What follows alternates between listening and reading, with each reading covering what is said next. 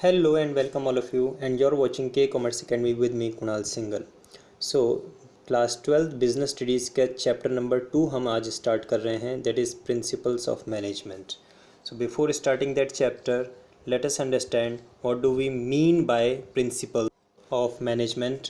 So principles of management का meaning देखिए क्या लिखा है. Principles of management are broad and general guidelines. These are general guidelines for decision making and behavior of manager.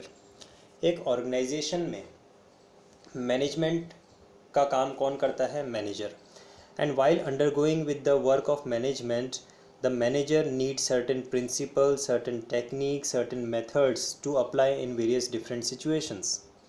So in reality, various management thinkers and various management theorists have propounded few principles of management that we will be studying, but these principles of management are just the general guidelines. These do not provide any ready-made solutions. These are the general guidelines. एक area provide कर देती है manager को to think कि ये जो situation आपके सामने आई है इसमें आपको जो डिसीजन लेना है उस डिसीजन को आप किस तरह से ले सकते हैं. पहले के मैनेजर्स ने किस तरह के डिसीजन लिए इस सिचुएशन में, तो आप भी इस तरह का डिसीजन यहाँ पे ले सकते हैं. That is mean by principles of management. There are various thinkers and theorists of management. इस चैप्टर में हम मेनली दो पढ़ेंगे, that is principles of management propounded by Henry Fayol and the principles of management propounded by F.W. Taylor. एक और topic इस chapter में हम पढ़ेंगे, that is techniques of management. So principles of management को पढ़ने से पहले जैसे कि हेनरी फेयोल है उसने 14 प्रिंसिपल्स ऑफ मैनेजमेंट दिए हैं, एफ.डब्ल्यू. टेलर ने 4 प्रिंसिपल्स ऑफ मैनेजमेंट दिए हैं. लेकिन ये प्रिंसिपल्स को पढ़ने से पहले प्रिंसिपल्स का मीनिंग, प्रिंसिपल्स का नेचर और इन प्रिंसिपल्स को हम डिफरेंट दूसरे साइंटिफिक प्रिंसिपल्स से कंपैरिजन इनका पढ़ना ज़रूरी है. तो एक बार हमने जैसे मीनिंग देखा प्रिंसिपल्स का, क्या मीनिंग है, that is principles of management are broad and general guidelines for decision making and behaviour of the managers. कि एक मैनेजर को अपनी ऑर्गेनाइजेशन में किस तरह का बिहेवियर शो करना होता है वो ये प्रिंसिपल्स बताते हैं. ठीक है. Now we would like to compare these principles of management with the pure science principles. ठीक है. एग्जामिनेशन में, बोर्ड एग्जामिनेशन के पॉइंट ऑफ व्यू से मैं बता रहा हूँ, एग्जामिनेशन में ये difference between principles of management and principles of science, ये जो डिफरेंस है ये 1 मार्क के क्वेश्चन में आता है. ऑल्टरनेट ईयर्स में 1 मार्क के क्वेश्चन में या तो difference between principles of management and management techniques and principles of management and pure science principles आता रहता है. तो इसको हम शुरू करते हैं. सबसे पहले देखते हैं जो साइंटिफिक प्रिंसिपल्स. अब प्योर साइंस प्रिंसिपल्स कौन से होते हैं? Like the principles of physics, principles of chemistry, principles of biology. तो जो साइंस होता है, साइंस में जो प्रिंसिपल्स होते हैं वो होते हैं प्योर साइंस प्रिंसिपल्स. और प्रिंसिपल्स ऑफ मैनेजमेंट जो हम इस चैप्टर में पढ़ेंगे, तो इनके दोनों में एक कंपैरिजन देखते हैं. The principles of management are flexible in nature. First point मैं रीड कर रहा हूँ. On the base of flexibility if we see, management principles are flexible but pure science principles are rigid in nature. मैं example देता हूँ छोटा सा आपको. एक प्रिंसिपल होता है हमारा, और principle of gravity, law of gravity जो हम पढ़ते हैं. तो लॉ ऑफ ग्रेविटी का क्या होता है कि अगर एप्पल पेड़ से गिरता है तो वो नीचे ही गिरेगा. ठीक है. और वो एप्पल के अलावा कोई और फ्रूट होगा वो भी नीचे गिरेगा. और जो लॉ ऑफ ग्रेविटी है वो एग्जैक्टली रिजिड मैनर में अप्लाई होगा. लेकिन प्रिंसिपल्स ऑफ मैनेजमेंट जो हैं उन्हें हमें क्योंकि ह्यूमन बींग्स पे अप्लाई करना है, so they are many times need to be modified. उनको चेंज करना पड़ता है. So that is the reason they are called as flexible. तो management principles are flexible while pure science principles are rigid, strict, have to be applied as it is, can not be changed. फिर देखिए second point, application. Management principles के लिए क्या लिखा है? Management principles have to be applied creatively as they deal with unpredictable human behaviour. ये creativity किसकी होगी? मैनेजर की, बिकॉज हमें ह्यूमंस के ऊपर अप्लाई करना है. So the application of management principles have to be done very creatively. And but अगर हम बात करें प्योर साइंस प्रिंसिपल्स की, so they are applied in static or absolute manner. Absolute manner means as it is apply कर दिया जाता है, उसमें ना आपको कोई चेंज करना है, ना कोई मॉडिफिकेशन करना है, ना कोई इम्प्रोवाइजेशन करना है, as it is you have to apply those. But principles of management needs to be modified before they have to be applied, because they have to be applied on the human beings, and the nature, the behavior of every human being is different from each other. तो principal को भी हमें change करके apply करना होता है. फिर देखिए थर्ड पॉइंट क्या लिखा है, relation with environment. The principles of management का रिलेशन कैसा होता है और प्योर साइंस प्रिंसिपल्स का कैसा होता है. So in the relation with the environment we see management principles have to keep pace with changing environment, as human behavior is never static. जैसे जैसे ह्यूमन बींग्स हैं, जो ऑर्गेनाइजेशन के एम्प्लॉयज़ हैं, उनका नेचर चेंज होता जाता है, उसके हिसाब से हमें प्रिंसिपल ऑफ मैनेजमेंट में भी चेंज करना होता है. So they are dynamic in nature, they can not be kept as static. But pure science principles आज से 25 साल पहले भी वही थे, आज भी वही हैं, और आज से और 25 साल बाद भी वही रहेंगे. Okay, so they are not required to keep pace with changing environment, as they are not change with the time. Static हैं, फिक्स हैं. अगर मैं वन वर्ड में आपको इसका डिफरेंस बताऊं तो आप क्या लेंगे, that is principles of management are flexible and behavioural in nature, and pure science principles are rigid and static in nature. ठीक है, अब देखिए नेक्स्ट क्या डिफ्रेंसिएशन दे रखा है आपको, the difference between management principles and management techniques. मैंने अभी आपको दो थिंकर्स के, दो थियरिस्ट के नाम दे दिए. एक है Henry fuel. Henry fuel has given general principles of management, and in all he has propounded 14 general principles of management, while F.W. Taylor has propounded only 4 scientific principles of management. Only 4 scientific principles of management, but together with those principles of management, F.W. Taylor has also propounded few techniques of management. How many? 8 techniques of management. तो अगर मैं Henry fuel की बात करूं तो उन्होंने total 14 principles of management दिए हैं, लेकिन F.W. टेलर ने 4 प्रिंसिपल्स एंड 8 मैनेजमेंट टेक्निक्स दी हैं. सो हमें अब ये देखना है कि जो प्रिंसिपल्स हैं और ये जो टेक्निक्स हैं, इन दोनों में क्या डिफरेंस होता है. देखते हैं first point of basis of distinction, meaning. Principles of management are guidelines to take decisions और एक्शंस वाइल प्रैक्टिसिंग टेक्निक्स. जो भी टेक्निक्स हम पढ़ेंगे उनको प्रैक्टिस करते समय या उनको अप्लाई करते समय किस तरह के डिसीजंस हमें लेने हैं, या कैसे हमें काम करना है, कैसे उन्हें अप्लाई करना है, वो गाइडलाइंस प्रिंसिपल्स ऑफ मैनेजमेंट में आती हैं. जबकि टेक्निक्स ऑफ मैनेजमेंट का मीनिंग देखिए क्या है, दे आर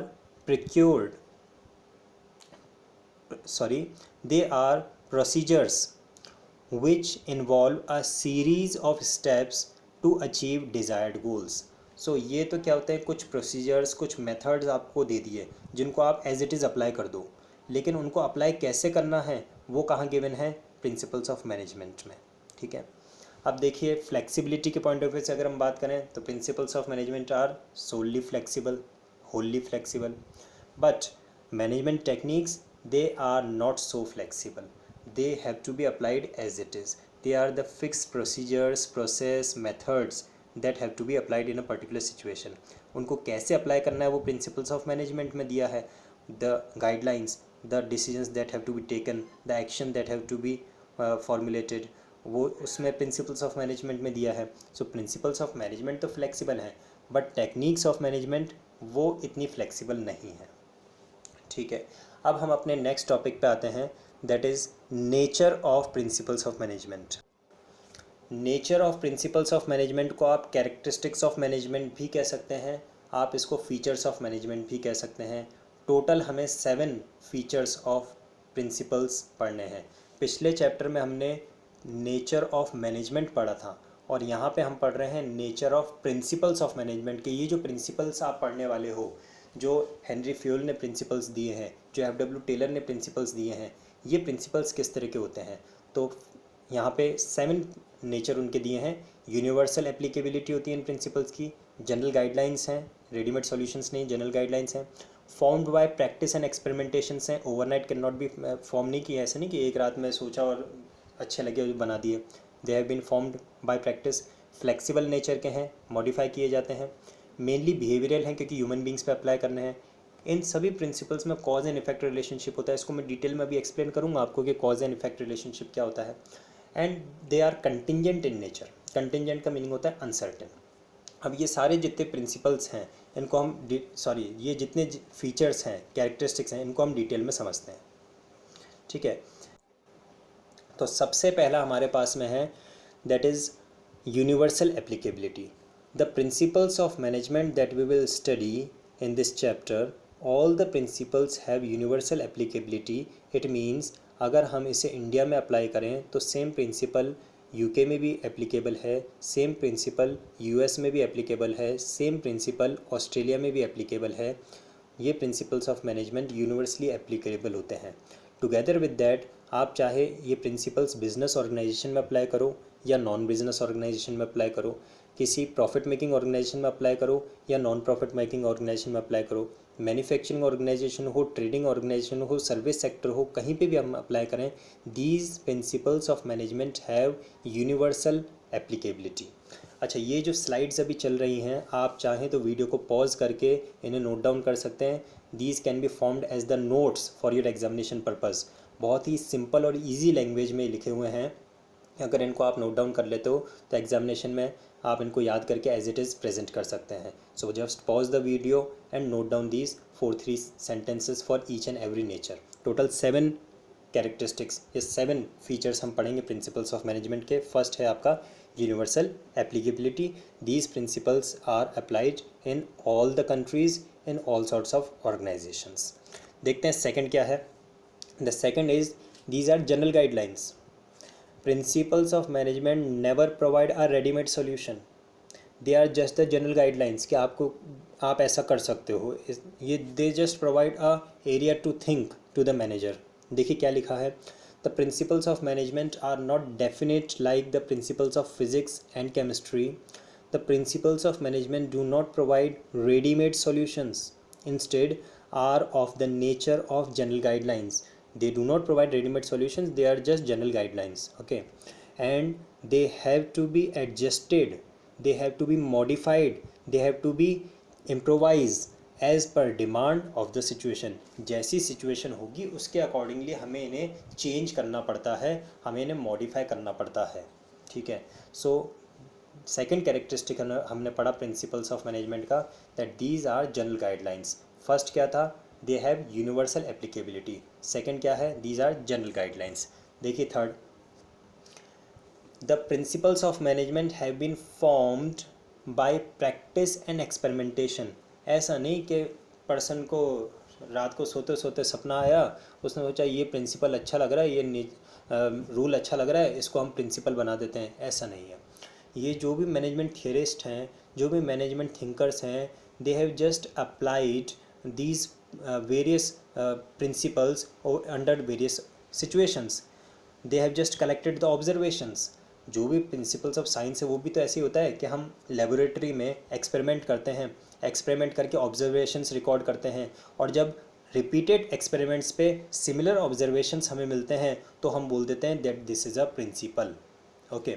तो वही चीज़ प्रिंसिपल्स ऑफ मैनेजमेंट में भी हुई। हालांकि प्रिंसिपल्स ऑफ मैनेजमेंट को आप किसी लेबोरेटरी में तो टेस्ट नहीं कर सकते हैं, लेकिन इसके लिए हमने लेबोरेटरी किसको माना, बिजनेस ऑर्गेनाइजेशंस को, फैक्ट्रीज़ को, इंस्टीट्यूशंस को, उनको हमने एज ए लेबोरेटरी ट्रीट किया। ये जो हेनरी फ्यूल हैं, he was a mining engineer, and mister F.W. Taylor he was a mechanical engineer. तो ये अपने जो इनके अंडर में एम्प्लॉयज़ वर्क करते थे, उन एम्प्लॉयज़ के ऊपर ये अप्लाई करते थे अपने जो भी इनके थॉट्स होते थे, और वो थॉट्स अप्लाई करने पे जब इनको सिमिलर रिजल्ट मिलता था, सेम ऑब्जर्वेशंस आते थे, तो फिर इन्होंने उनको एज अ प्रिंसिपल डिक्लेयर कर दिया। So this is the third characteristic, formed by practice and experimentation. Principles of management are evolutionary in nature, that is they have been developed through observations, experimentation and experience of the management thinkers।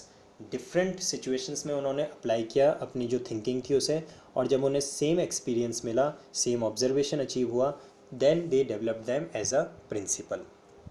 Let's see what is the fourth one, the principles of management are flexible. they are not rigid, but they are flexible in nature. It means they have to be modified, they can be improvised, they can be changed according to the situation. Rigid नहीं होते हैं. देखिए क्या लिखा है, the principles of management are not as rigid as in case of pure science principles. They are flexible. Principles of management are flexible and can be modified by the managers as per the changes in the business environment. Business environment क्या होता है? Business environment का meaning होता है एक business organization के external environment में जो जो factors हैं, like competitors, government policies, tax authorities, suppliers, number of demand in the market, then changing technology, ये सारे क्या होते हैं? बिजनेस एनवायरनमेंट के फैक्टर्स होते हैं. अब जैसे ही इसमें चेंज आया, डिमांड कभी भी चेंज हो सकती है, गवर्नमेंट पॉलिसीज़ कभी भी चेंज हो सकती है. आप ये सोच के देखो कि किस इंडस्ट्रियलिस्ट को या किस बिजनेसमैन को ये पता होगा आज से 1 महीना पहले कि इतना लंबा लॉकडाउन हो जाएगा. आप देखिए कि 25 मार्च से लॉकडाउन डिक्लेयर किया है हमारे प्राइम मिनिस्टर ने, तो ये चीज़ पहले से तो प्रेडिक्टेड नहीं थी. ये बिज़नेस एनवायरनमेंट में आता है, गवर्नमेंट डिक्लेरेशंस, गवर्नमेंट ऑर्डर्स, ये बिज़नेस एनवायरनमेंट में आता है. सो जैसे ही बिज़नेस एनवायरनमेंट में चेंज आया, वैसे ही हमें अपने प्रिंसिपल में भी चेंज करना होता है. So these principles of management are flexible. These are not rigid, but these are flexible. It means they can be modified, they can be changed according to the situation. देखिए fifth principle of management क्या है. The principles of management are mainly behavioural. Behavioural का meaning है that they have to be applied over the human beings, and उनको आप ज़बरदस्ती apply नहीं कर सकते. आपको उनको बिहेवियर के रूप में अप्लाई करना, like it is change of the behaviour of the personal from inside. आप किसी को ज़बरदस्ती ये नहीं कह सकते कि इस काम को फॉलो करो. आप किसी पर्सन को इन्फ्लुएंस तो कर सकते हैं. अगर आप उसके सामने अच्छा बिहेवियर शो करेंगे तो सामने वाला आपसे इन्फ्लुएंस हो जाएगा कि ये मुझसे अच्छा ट्रीट कर रहे हैं, मैं भी इनसे अच्छा ट्रीट करूं. बट आप किसी को क्या ज़बरदस्ती डांट के बोल सकते हो कि मुझसे अच्छी तरह से बात करो? नहीं हो सकता. इसी तरह से प्रिंसिपल्स ऑफ मैनेजमेंट जो हैं ये भी इन्फ्लुएंसिंग वाले हैं. These are behavioural in nature, these can not be applied through force. देखिए क्या लिखा है, the principles of management aims at influencing human behaviour because all the work is to be done by the human beings. एक organisation में काम तो human beings he करेंगे, ठीक है. तो उनके बिहेवियर को अगर आप इन्फ्लुएंस कर देते हैं, इन्फ्लुएंस किस तरह से? That is changing the negative behaviour into positive. किसी एक पर्सन का नेचर अगर नेगेटिव हो और आप उसको पॉजिटिव में चेंज कर दें, अगर वो बहुत हार्श हो और आप उसको पोलाइट बना दें, तो ये क्या होता है? Influencing the behaviour. और मैनेजमेंट प्रिंसिपल्स यही काम करते हैं. Human behaviour is very complex. होता ही है. किसी के चेहरे को देख के क्या आप बता सकते हैं कि उसका नेचर कैसा होगा? Obviously not. Human behaviour is very complex and dynamic in nature. Dynamic का मतलब चेंज होता रहता है. आज कैसा मूड है, कल मूड चेंज हो सकता है पर्सन का. आज और कल का छोड़िए, 1-1 घंटे में मूड चेंज हो सकता है. So the human behaviour is very complex and dynamic in nature. So in this complex situation, this complex human behavior can only be influenced through the principles of management. तो principles of management का main target, main aim यही होता है to convert the complex and dynamic nature behavior of the employees into a positive situation or positive aspect. किस तरह का positive? To attain the goal of the organization. हमारे organisation के, हमारे business का जो मेन टारगेट हो, जो ऑब्जेक्टिव हो, जो गोल हो, उसको अचीव करने के लिए हमारे एम्प्लॉयज़ पॉजिटिवली सोचें. यही काम होता है प्रिंसिपल्स ऑफ मैनेजमेंट का. नेक्स्ट देखिए, नेक्स्ट नेचर क्या है प्रिंसिपल ऑफ मैनेजमेंट का? Next characteristic, relationship between cause and effect. ये थोड़ा सा आपको मैं एक्सप्लेन करता हूँ, बहुत ही इंटरेस्टिंग भी है. Cause and effect relationship. Cause and effect क्या होता है? अगर हम किसी एक सिचुएशन में कोई एक एक्शन लें तो उसका रिज़ल्ट हमें क्या मिलेगा? अगर ये फिक्स है तो उसको हम बोलते हैं cause and effect relationship. For example, अगर आग जल रही है, आप उसके ऊपर पानी डालोगे तो क्या होगा? आग बुझ जाएगी, है ना. अगर हमने जलती हुई आग के ऊपर पानी डाला तो आग बुझ जाएगी. ये होता है कॉज एंड इफेक्ट रिलेशनशिप. कि कॉज क्या था कि आपने पानी डाला, और इफेक्ट क्या मिला कि आग बुझ गई. ये होता है कॉज एंड इफेक्ट रिलेशनशिप. जितने भी प्रिंसिपल्स ऑफ मैनेजमेंट हैं, इनमें भी सब में कॉज एंड इफेक्ट रिलेशनशिप होता है. किस तरह से कि जो भी पर्टिकुलर प्रिंसिपल ऑफ मैनेजमेंट है, जब आप उसको एक ऑर्गेनाइजेशन में अप्लाई करते हो तो उस मैनेजमेंट प्रिंसिपल को अप्लाई करने से हमें उसका क्या रिजल्ट मिलेगा ये फिक्स है। फॉर एग्जाम्पल, एक प्रिंसिपल ऑफ मैनेजमेंट होता है known as division of work, कि एक ऑर्गेनाइजेशन में जो भी टोटल वर्क है उसको आप डिवाइड कर दो डिफरेंट पार्ट्स में।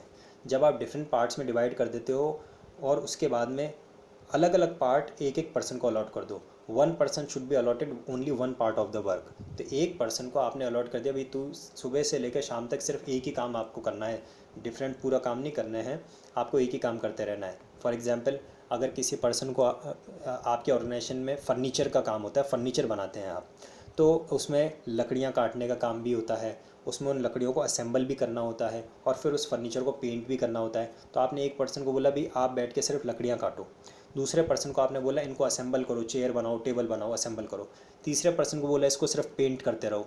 तो ये क्या आपने डिवीज़न ऑफ वर्क कर दिया। अब डिवीज़न ऑफ वर्क एक प्रिंसिपल है और principle of division of work apply करने से इसका हमें जो रिज़ल्ट मिलता है, जो इसका इफ़ेक्ट हमें मिलता है, वो होता है स्पेशलाइजेशन। एक पर्सन सुबह से शाम तक अगर एक ही काम रिपीटेड नेचर में करता रहेगा तो स्पेशलाइजेशन तो डेवलप हो गई, उसकी स्पीड बढ़ जाएगी, उसकी एफिशिएंसी इंप्रूव हो जाएगी, उसमें एक्सपर्टाइजेशन आ जाएगा। ठीक है, तो ये होता है रिजल्ट। तो कॉज क्या था, डिवीज़न ऑफ वर्क, इफेक्ट क्या मिला, स्पेशलाइजेशन। लेकिन अब यहाँ पे सिचुएशन क्या है, जो प्रिंसिपल्स ऑफ मैनेजमेंट हैं वहाँ तो cause and effect relationship strictly apply होता है, और लेकिन यहाँ पे जहाँ nature of principle of management की हम बात कर रहे हैं, तो प्रिंसिपल्स ऑफ मैनेजमेंट में जो कॉज एंड इफेक्ट रिलेशनशिप है वो हमें अचीव तो होगा, that by particular principle we will result a definite result, that is by applying division of work we will attain specialisation.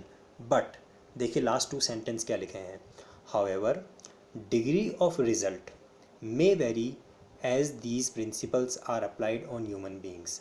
जब 2 ऑर्गेनाइजेशन में या 2 पर्सन को पे आपने डिवीज़न ऑफ वर्क अप्लाई किया, हो सकता है एक पर्सन की एफिशिएंसी ज़्यादा इंप्रूव हो और दूसरे पर्सन की एफिशिएंसी कम इंप्रूव हो। एफिशिएंसी इंप्रूव होगी ये गारंटी है, लेकिन एफिशिएंसी कितनी इंप्रूव होगी ये पर्सन टू पर्सन डिफ़र कर सकता है, according to his qualification, according to his capabilities, तो वो चेंज हो सकता है। तो वही चीज़ नीचे लिखा है कि डिग्री ऑफ रिजल्ट, रिजल्ट क्या मिलेगा ये कन्फर्म है, लेकिन degree of result, intensity of result may vary from person to person because these have to be applied on the human beings. ये होता है cause and effect relationship. Otherwise 100% हर principle का कॉज एंड इफेक्ट रिलेशनशिप है यहाँ पे, but उसका जो डिग्री है, द इंटेंसिटी है, the of result may vary from person to person. अब देखिए 7th and the last nature और characteristic of principle of management, that these principles of management are contingent. ये कंटिंजेंट का क्या मीनिंग होता है पता है आपको, कंटिंजेंट मीन्स अनसर्टन। तो हम तो सभी जानते हैं कि जो बिज़नेस एनवायरनमेंट है वो हमेशा अनसर्टन होता है, कभी पता चलता ही नहीं है कल क्या हो जाए, किसको पता है, हमेशा अनप्रेडिक्टेबल होता है। तो जब बिज़नेस एनवायरनमेंट अनप्रेडिक्टेबल है तो प्रिंसिपल्स ऑफ मैनेजमेंट को, क्योंकि हमें ऐसे ही डायनेमिक एनवायरनमेंट पे अप्लाई करना है, तो प्रिंसिपल्स ऑफ मैनेजमेंट को भी हमें डायनेमिक बनाना पड़ता है, कंटिंजेंट बनाना पड़ता है, अनसर्टन। अनसर्टन का मतलब meaning has to be applied according to the situation, जैसी सिचुएशन होगी वैसे उसको मॉडिफाई करके हम अप्लाई कर देंगे। द प्रिंसिपल्स ऑफ, देखिए क्या लिखा है, the principles of management are not fixed और permanent, they are affected by situations or circumstances, therefore the decision to implement them or not। हमें ये पर्टिकुलर प्रिंसिपल, भाई हेनरी फुल ने तो बोल दिया 14 प्रिंसिपल्स, क्या हर ऑर्गेनाइजेशन में सारे 14 प्रिंसिपल की ज़रूरत नहीं है तो ज़बरदस्ती थोड़ी अप्लाई करेंगे। So therefore the decision to implement them और not is taken according to the situation और सर्कमस्टांसेस। तो ज़रूरी नहीं है कि रिजिड नहीं है कि सारे के सारे प्रिंसिपल आप ज़बरदस्ती फॉलो कर ही लो, जैसी सिचुएशन होगी उसके अकॉर्डिंगली हम ये प्रिंसिपल्स अप्लाई करेंगे, अदरवाइज़ हम इनको फॉरगो भी कर सकते हैं। तो फाइनली हमने क्या किया, हमने total 7 characteristics of principles of management पढ़े, that is the principles of management which we are going to study in this chapter have universal applicability, are just the general guidelines, do not provide any ready-made solutions, formed by practice and experimentations, have not been developed overnight, are flexible in nature, these are not rigid, these are flexible in nature, mainly behavioral because they are applied to influence the behavior of the employees, they have the cause and effect relationship, however the intensity, the degree of result may vary, and these are contingent, it means they are only applied if the situation allows। तो उसके बिना apply नहीं होते हैं। ठीक है, आज का वीडियो हम यहीं पे पॉज करते हैं। बाकी का आप इनको एक बार रीड आउट कर लीजिए, सारे प्रिंसिपल्स को आप अपनी कॉपी में नोट डाउन कर लीजिए। और अगर आपको कोई भी डाउट आता है, कोई भी क्वेरी आता है, तो आप कमेंट में भी लिख सकते हो, आप मुझे मेल कर सकते हो। आप चाहें तो मुझे इंस्टाग्राम पे फॉलो कर लें, क्योंकि उस पर मैं लाइव आता हूँ, तो उस पर आप डायरेक्टली अपने क्वेरीज़ को फेस टू फेस मुझसे डिस्कस करते हैं। इंस्टाग्राम पे मेरी आईडी है कुणाल सिंगल 85, कुणाल सिंगल 85। आप उसमें मुझे फॉलो करें। लाइव सेशन में आप डायरेक्टली मुझसे अपने डाउट्स क्लियर कर सकते हैं। कल नेक्स्ट पार्ट इस वीडियो का पोस्ट होगा।